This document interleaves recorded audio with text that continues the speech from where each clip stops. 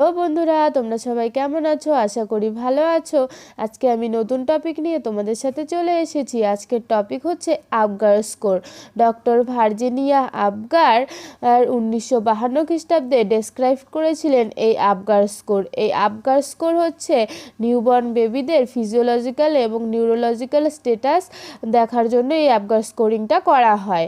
এই আবগার স্কোরিং একবার বার্থের 1 মিনিটে এবং একবার 5 মিনিটে করা হয়। এই আবগার স্কোরের হচ্ছে টোটাল নাম্বার হচ্ছে 10। তো সেটা আমরা হচ্ছে এই ক্রাইটেরিয়াগুলো যে আছে সেই ক্রাইটেরিয়াগুলোর উপরে আমরা ভিত্তি করে এই 10 মার্ক দিব। তো এই যে APGAR আবগার, এই আবগারের ফুল ফর্মটা আমাদের মনে রাখতে হবে, তাহলেই কিন্তু আমরা খুব সহজে মনে রাখতে পারবো যে আবগার স্কোরিংটা আসলে কি।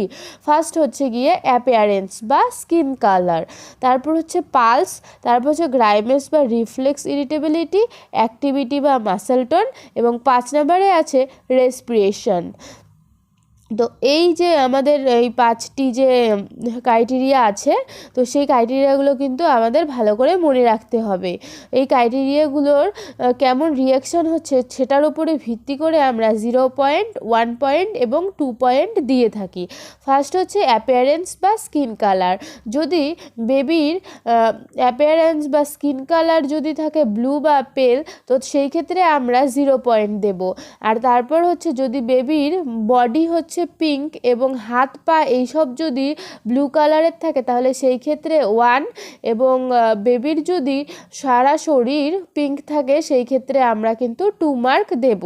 তো তারপরেই আমরা চলে যাব পালস। পালস যদি আমরা বেবির না দেখতে পাই, সেই ক্ষেত্রে কিন্তু আমরা তাকে 0 পয়েন্ট দেবো, মানে অ্যাবসেন্ট থাকলে 0 পয়েন্ট।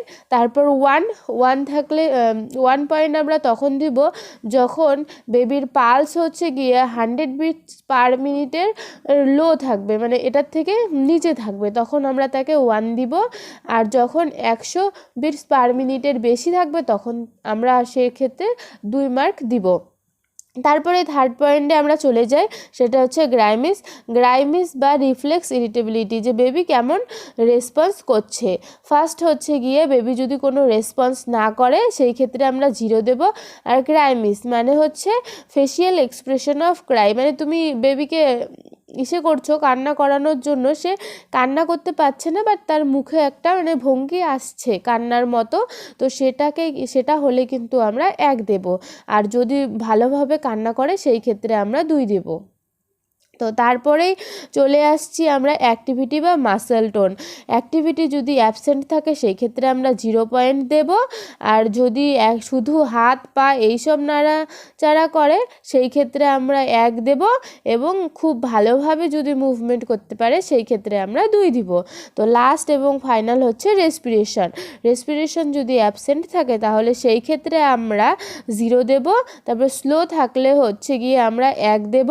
এবং ক্রাই মানে খুব জোরে জোরে কান্না করলে, সেই ক্ষেত্রে আমরা 2 দিব। এই যে তোমরা টোটাল যে আবগার স্কোরটা আছে নিউবর্ন অ্যাসেসমেন্টের, সেটা তোমরা একবার দেখে নাও। এটাই আমি কিন্তু তোমাদের সাথে এতক্ষণ থেকে আলোচনা করলাম।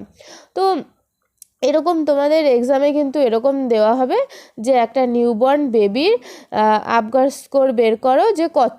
তো সেই ক্ষেত্রে তোমাদের দেওয়া হবে যে বাচ্চার হচ্ছে গিয়ে স্কিন কালার ব্লু এবং পেল বা বিলো 100 বিটস পার মিনিট।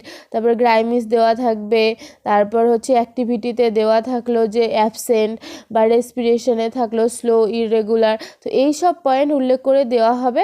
তো তারপর যত নাম্বার তোমাদের আসবে, টোটাল দেখো এখানে টোটাল নাম্বার কিন্তু তোমাদের 10 হচ্ছে।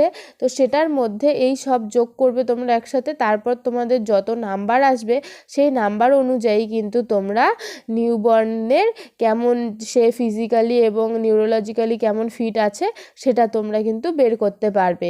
প্রথমে হচ্ছে 7 থেকে 10-এর মধ্যে যদি আমাদের এই আবগার স্কোর আসে, তাহলে সেই ক্ষেত্রে বাচ্চার কোনো ডিপ্রেশন নেই, বাচ্চা একদম সুস্থ বা ভালো আছে। তারপর যদি আমাদের 4 থেকে 6-এর মধ্যে আসে, সেই ক্ষেত্রে মাইল্ড ডিপ্রেশন আছে। তো সেই ক্ষেত্রে কিন্তু একটু ডিপ্রেশন বাচ্চার আছে। আর 0 থেকে 3-এর মধ্যে যদি আবগার স্কোর থাকে সেই ক্ষেত্রে কিন্তু সিভিয়ার ডিপ্রেশনে বাচ্চা ভুগছে। তো এটা কিন্তু একটা নিউবর্ন অ্যাসেসমেন্টের এসেনশিয়াল প্রসেস। তো এই আবগার স্কোরটা তোমাদের কেমন লাগলো তোমরা সবাই আমাকে কমেন্ট করে জানাও। Tata, bye bye.